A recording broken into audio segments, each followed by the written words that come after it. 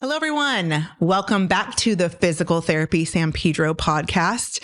This is episode 38, and we are discussing ankle sprains and giving you tips and tricks on how to prevent them and manage them. I am Dr. Janae Brown. I am your host, and I am joined by my three favorite physical therapists. To my left is Dr. Bay. And to my right, Dr. D. And Dr. Sandoval. Wonderful. So I'm in the hot seat today because I wrote this blog. And in my 18 years of being a physical therapist, I have seen many ankle sprains. And ankle sprains are very common in the athlete, and mostly because I guess most athletes use their feet, right? They run, they jump, they transition. I don't know many sports that don't involve the feet. There might be a couple. I don't know if you guys can name any of those, but there might be a couple, but most sports involve our feet. And so ankle sprains are very common. However, ankle sprains also can be prevented, and you can prevent ankle sprains if you have good ankle hygiene. Mm-hmm. Now, I know when you think about hygiene, you think about pedicures, brushing my teeth. Mm-hmm. What else? Putting on deodorant, maybe just taking showers, right? Clean clothes. Clean clothes matter, right? But hygiene is actually just a good behavior that leads to good health. And so if you learn how to have good ankle hygiene and take care of those ankles, then you can have great ankle resilience. And so in this discussion today, we're going to talk about the anatomy involved in an ankle sprain. We're going to go over how you sprain your ankle, classifications and severity of an ankle sprain, just to give you guys an idea of how bad it could be. And then we're going to go into rehabilitation, the acute phase of management, general rehab, return to sport. And we will end with going over ankle hygiene and things that you guys can do, tips and tricks to help you guys take better care of your ankles long term. So let's dive in, guys. Dr. Bay is going to start us with ankle anatomy, and the foot is near her. So she will give us a really good description of what exactly is involved in this ankle sprain. Thank you, Dr. Brown. You're welcome. An ankle sprain is when the ligaments of the ankle are overstretched. To review, a ligament is a fibrous, tough tissue, a thick band that connects one bone to another bone. There are four main ligaments in our ankle, and let's learn about them. I'm excited. You're excited about I am. this? Yes. Super excited. Suspense. Okay. So we have several bones from which these ligaments attach. The first is our outer ankle bone, the fibula, the inner ankle bone, the tibia. Then we have the dome-shaped talus and our heel bone, the calcaneus. These ligaments are named based on which bones they originate and insert on. So first we have our anterior talofibular ligament. Next in line is our calcanealfibular ligament, then the posterior talofibular ligament, and on the other border is our deltoid ligament. These four ligaments provide stability to our ankle. Once injury has occurred to these ligaments, our body responds with this reaction that we know as inflammation. And some of those signs that the inflammation is present and that an injury is there is that we will have restricted motion and swelling of our ankle. The way you injure your ankle will depend on some of the other resulting factors. You're good. I was just moving in my chair. Well, that was it. Okay. All right. Ready for the next one. I'm done. I'm out. I didn't know if you had more to tell us, Yeah. We're good. Okay. Yeah. I learned a lot. That's why I like anatomy. Anatomy is great, right? It's just, yeah. It is what it is. It is what it is, and it is what it is. Yeah. I was very intrigued by that description. Thank you, Dr. Bay. Dr. Sandoval is going to take us into the types of ankle sprains that are out there and severity. Like, how bad is my ankle sprain? And like, based on that, what do I do? Yeah, so there are typically two different types of ankle sprains. One is called an inversion sprain, and that is where the ankle/foot moves inwardly, relative to the rest of the ankle and the shin bones. And the other version is an eversion sprain, where the foot and ankle moves outwardly relative to the ankle and shin, right? So when it comes to grading these types of sprains, there are typically 3 grades that are given. It's grade 1, which is a mild sprain, grade 2, which is a moderate sprain, and then grade 3, which is a little bit more of a severe sprain. A grade 1 sprain will typically have the ligaments be stretched, but not completely torn or not really torn at all, just mostly a really tough stretch. Grade 2 sprain involves some more tearing of the ligament, but not a complete tear. And a grade 3 sprain will involve a complete tear of one or multiple ligaments. These different types of sprains and classification systems with a grading can help us determine how long it'll take to rehab from one of these injuries, and how long, or just, help us determine the type of approach to the rehab process, right?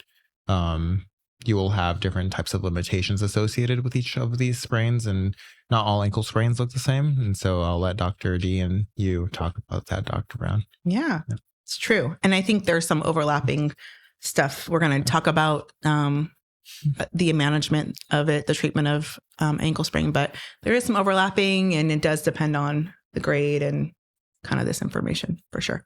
Thank you, Dr. Sandoval, for giving us that great information.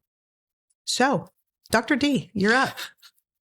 Chat with us about what an acute ankle sprain or the acute phase of an ankle sprain looks like, how long it is, and kind of what happens right after you get through that acute stage and you move in kind of to the subacute and kind of beginning of a rehab stage. Okay. Yeah. I'm just going to cover the acute phase first. Typically, it's going to be 1 to 2 weeks or so. And then inflammation usually takes about 1 to 2 weeks to go away, depending on the severity of it, like how Dr. Sandoval was talking about. But the first goal is obviously just to get rid of the inflammation itself, the swelling, reducing some of the pain so that we can progress on to the rehab process.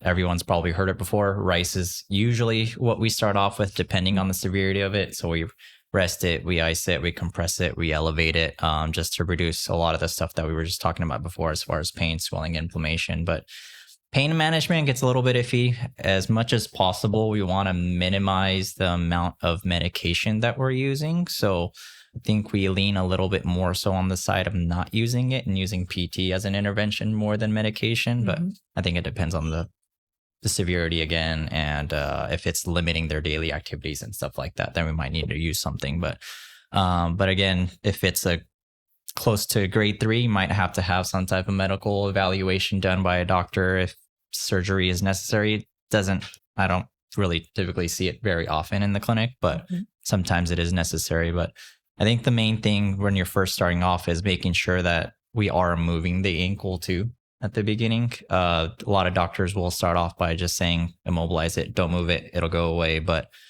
I think with PTs and the current research now, we lean a little bit more so on the side of moving it so that we can jumpstart the process a little bit more, minimize the range of motion losses and things like that. So, and then most importantly, starting PT right away, right? So day 1, day 0, we can start PT right away. So we'll definitely start off at that too. And going into the subacute phase, roughly about 2 to 6 weeks. There's a lot of overlap with these phases too. So, but beginning is pretty simple for the most part, starting with exercises to make sure we're strengthening the specific areas around the ankle and above it too. So going into the knees and the hips as well. And if we need some type of manual therapy work using our hands, using floss bands, using cups, whatever it may be, whatever we need to get the results that we need, we're going to use it. And then just gradually returning back to the daily activities first, depending on, I guess, for sports wise, what part of the season we're into. If it's in season, we might have to get into it a little bit quicker than some of the preseason and off-season injuries. But returning back to it as soon as possible is also very important. Yeah, good stuff. What are some of your guys' best strategies in the subacute phase, or sorry, the acute phase of rehab? Say a patient comes to you, at week 1 or week 2. What are some things that you guys feel, let's say it's a bad ankle sprain. So, but not so bad that they say they can't walk, but they don't need surgery. Maybe it's like a grade 2 or 3. And they have a swollen ankle and some pain. What are your guys' best strategies to kind of reduce pain and reduce swelling in the beginning phase? What do you guys think is works well? Anybody have any thoughts? Well, I really like to go after the swelling. I think getting that under control is a must. And I, like you mentioned, the floss band or just compressive socks or compressive sleeves to help the ankle swelling remain at a low level. That's good. Yeah. Yeah, I've also been very biased towards compressive socks or stockings, having them ride up as high as possible and have a graded progression of pressure going from the ankle up to the knee. I feel like that's helped me personally a lot with my past injuries and my patients as well, and it's worked really well when it comes to pain management and getting the swelling to go down. Yeah. Yeah, I emphasize probably the compression more than any other part of the RICE element. Mm-hmm. Yeah, for sure. Yep. Yeah, I agree. What about manual techniques, soft tissue work, kinesiotaping, modalities like ultrasound or electrostimulation? Are you guys using those? Taping sometimes, but other than that, everything else he said, I probably don't use it. Yeah. You don't use manual therapy? Oh, I use manual therapy. Do you? Sometimes. Well, I definitely do for the ankle. Yeah. And when we have an inversion sprain, especially the rear foot or the subtalar joint, which is the talus on top of the calcaneus, can definitely become hypomobile, which means it's lost some movement. And I emphasize at this stage doing a lot of manual therapy to restore the proper movement and position of that joint, as well as also specifying inversion sprain, the distal fibula tibia joint motion, because the ligament starts on the fibula. It can sometimes get pretty stiff. Yeah. We definitely see, right, the inversion sprain happen the most. It's the most common. So that lateral ankle pain is probably what you chronic ankle sprainers are doing. You're spraining that lateral ankle. I'm a big fan of soft tissue work in the beginning phases to reduce swelling and isometrics. Those are like my big ones. And then if you need to go in an ankle sleeve or something to kind of, or compression to sort of reduce swelling through the leg, and, I'll implement that. But those are kind of my faves to implement in the beginning stages. Yeah. Any other thoughts, you guys, on subacute management or acute and a little bit of subacute management? What do you guys think are the beginning things on the rehab side? Let's say swelling's kind of down, and soft tissue feeling good. For the most part, might be some tender spots, but what are the most important things that you guys want to implement exercise-wise in those beginning phases? What are your go-tos? Active range of motion, alphabet tracing, just getting the ankle moving as much as possible. Just obviously within their pain tolerance, right? Mm-hmm. Not doing too much too soon, but still having them move as much as possible. And then honestly getting them weight bearing and walking as fast as possible as well, so that they don't lose that ability and those correct gait mechanics that they should have at that point. Yeah. But probably will lose if they're not walking fast enough. Yeah, it's good. Anybody else? I like that. You like that? Isometrics, probably. Mm-hmm. It's probably the easy way to start any type of activation of the muscles around the ankle. So it's relatively safe to do. Yeah. I go usually from isos to low intensity band work. I just feel like getting that ankle moving against like something that feels good. So like pain-free, resisted movement. But that's usually once isometrically they're feeling well, and they can move pretty well and they can move through that active range pain-free. So it's kind of somewhere in the subacute to like rehab phase, essentially, that would be implemented. Yeah. But those are good things. Good. This is the sauce, you guys. This is what you do that other people don't do. So we got to give them the sauce, right? A little bit of it. You need to come get rehab if you really want the sauce, but we'll give you a little bit. Yeah. Okay. I'm going to cover rehab, return to sport, and ankle hygiene. So the rehab phase is just really picking up from where Dr. D left off. So usually that can be anywhere from 4 to 12 weeks of time. And this, and it depends on the grade of the ankle sprain, but this is where we're kind of just progressing your strength, right? Improving your ankle resilience in the stage, working on balance and stability. Can you go up and down stairs? How's your function? Can you get up from the ground? How do you walk? Improving the walking, taking that walking to jogging and to running if it's a part of your sport. Getting you to be able to have good proprioception and kinesthetic awareness. Where's your foot in space? How does it feel?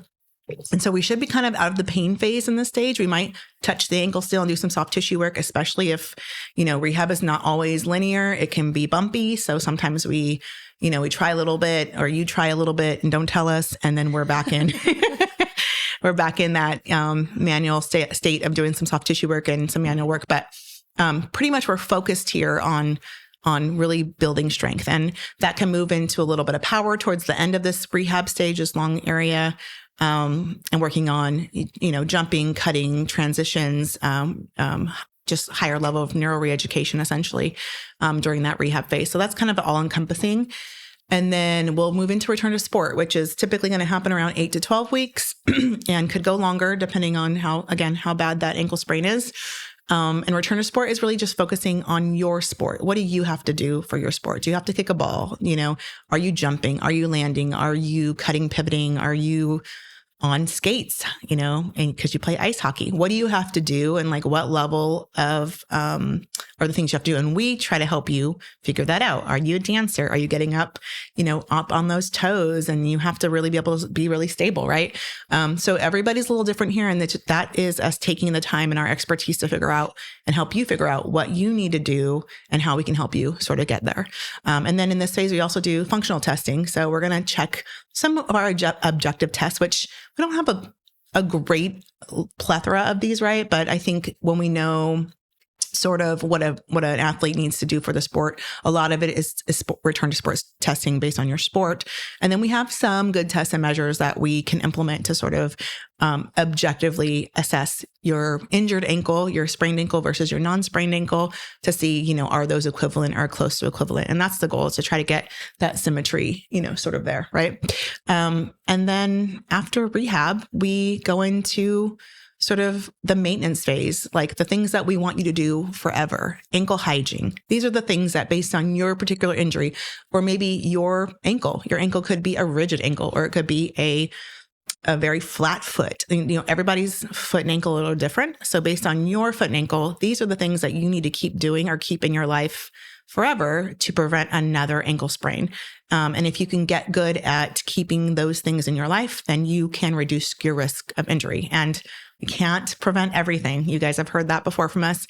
Things happen. If you play a sport, you're taking a risk that you could injure yourself. However, you can reduce your risk by implementing things that are very healthy for your ankle. And so those are going to be your mobility, your ankle mobility, your ankle stability things, strength training, and keeping certain strength movements in your life so that your ankle feels good. So let's talk about these things, guys. Rehab.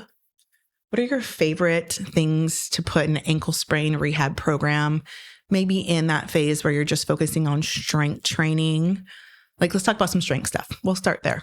So what are some of your favorite strength go-tos for the ankle in the rehab phase? Anybody? Bent knee calf raises. I knew you were going to say that. Or, I was just waiting. Deficit, single leg, soleus, heel raise. Yeah. Bent knee calf raises, because we're working which muscle in that, Dr. D? Soleus. The soleus. Primarily the soleus. See, therapists and people in the injury world, we forgot about the soleus for a long time. And then all of a sudden we realize this thing, soleus, is important, and we're starting to work the heck out of it. So good clinicians have realized the soleus is important and they work it. So that's what that exercise does. What about you, Dr. Sandoval? Are you going to ride the tails of Dr. D, or you have your own fresh? I'm going to go up the chain a little bit. I think doing something like a single leg RDL I like would that be a good one. Mm-hmm. Right, because you're working the balance component of the ankle, right? Making sure that it's stable while still being able to lift weight with the posterior chain and the hammies and the glutes. Like the single leg RDL. Is there Like there's no reason just not to train that like in your life, right? It's great for your hips. It's great for your back. It's great for your knees. It's great for your ankles. It's great for proprioception and balance. It's like if you're not doing single leg RDLs, you need to put those in your life. Yeah. I don't know if that side would agree with you as strongly. That's okay. Because they drink different sauce, but I really like it. Yeah. Maybe it's a girl against boy thing, but I just recommended it though. you did. He did. He brought it up. I brought it Yeah. up. Maybe it's just you. Might be.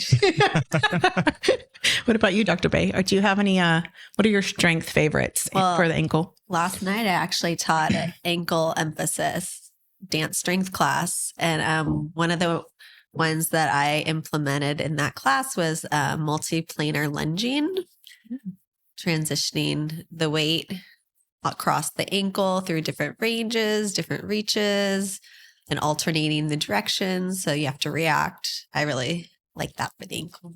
Yeah, that's one of my favorites too. I call it the star excursion, but really just like, right, checking in with your limits of stability, your reach, how far can you go? How stable are you? What happens at your knee and your hip when you get there? Like, do you start to cave, and do you have the hip stability and the glute strength to kind of keep alignment and things like that? That's a very good one. I also like the lateral step down. That's one of my favorites, just loading that up and really focusing on stability as you lower eccentrically and over that leg. What else? Okay, those are good. Those are good strength ones. Okay, let's go to mobility. What are your guys' mobility faves for the ankle?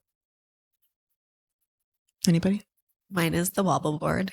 I knew you were going to say that. Yeah, wobble. The wobble board's really inexpensive, and you can do a lot with it, whether it be mobilize different ranges of your foot and ankle or work on your balance proprioception. So that's one of my big things. And you can do it seated or standing. So it's a great way to progress. Phases. Yeah. Seated double leg, standing single leg. Mm-hmm. Yeah. Mobility, guys. You like taught that. mobility class, so you should have lots for us. Not too much with the ankle, but I like the blackboard. I would say. Blackboard. I like the blackboard a lot too. It just costs more. It costs a lot more. Yeah, that's the one. That's something downfall. I like to put my patients on here, but I send them home with wobble board. Yeah. Just Blackboard. to get more What is the blackboard? You want to grab You it? grab it? We're connected. You want to Yeah. grab it? Wobble board.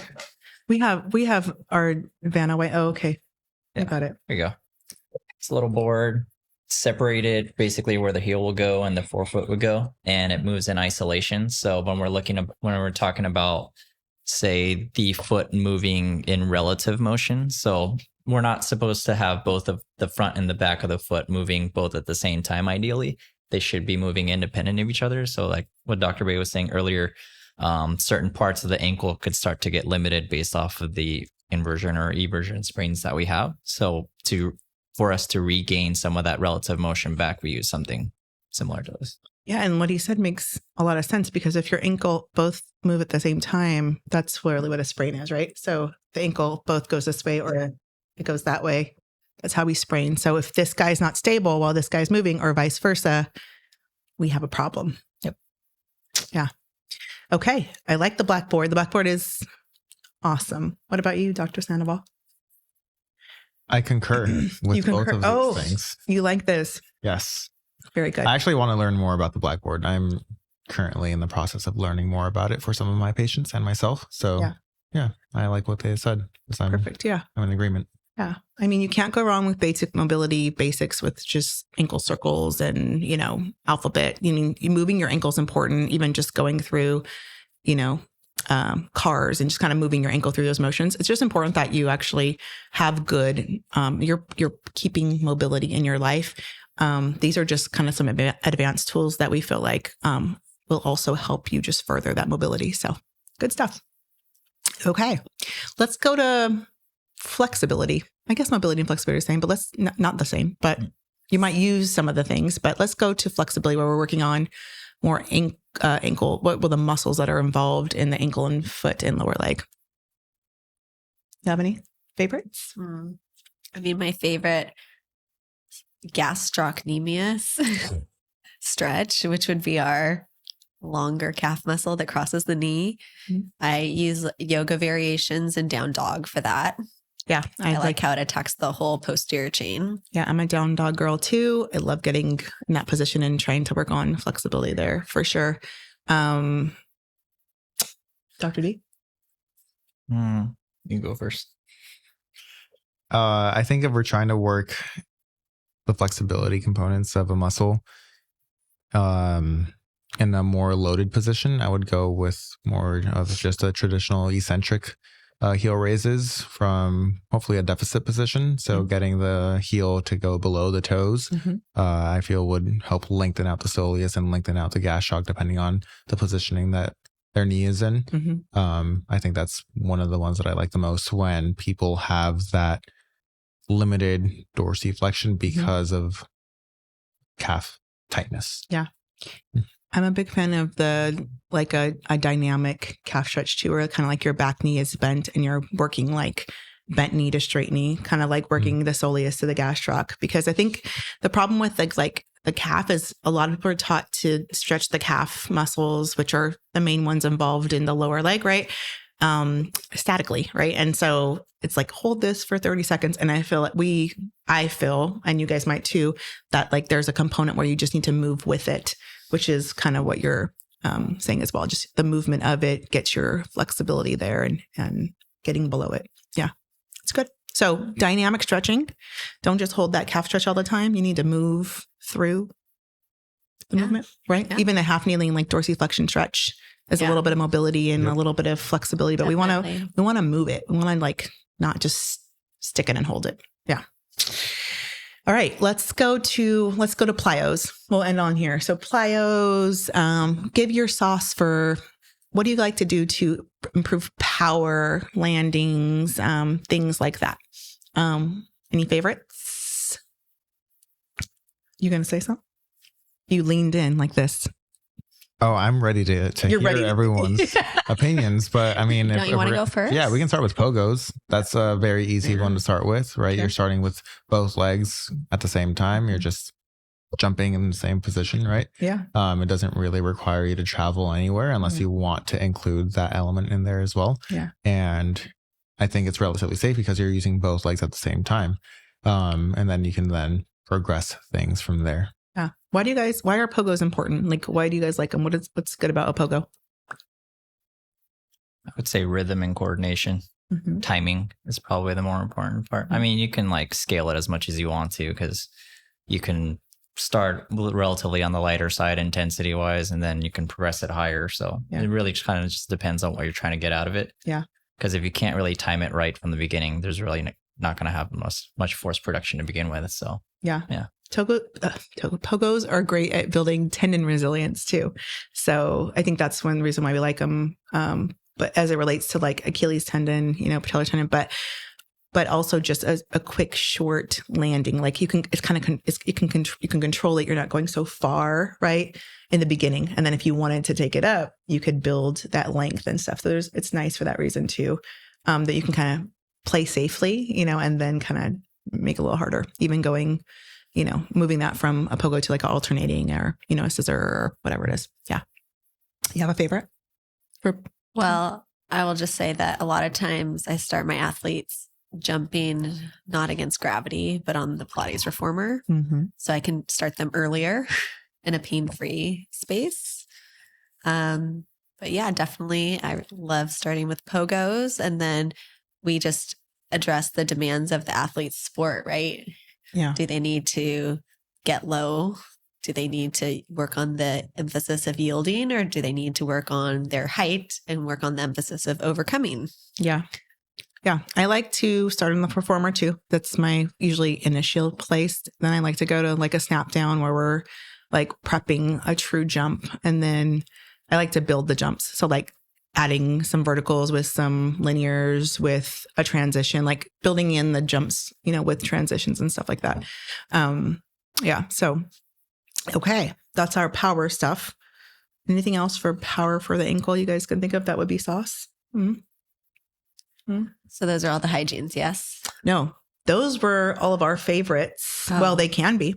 They are hygienes, kind of. They can be. We can transition into that. But yeah, those are all of our favorites. Those are some of our favorite things we love to do for the ankle as it relates to rehab. Return to sport's going to be very isolated and different. I know we would all approach that sort of just, it's hard to really give you guys our sauce on return to sport training because it really just depends on the sport.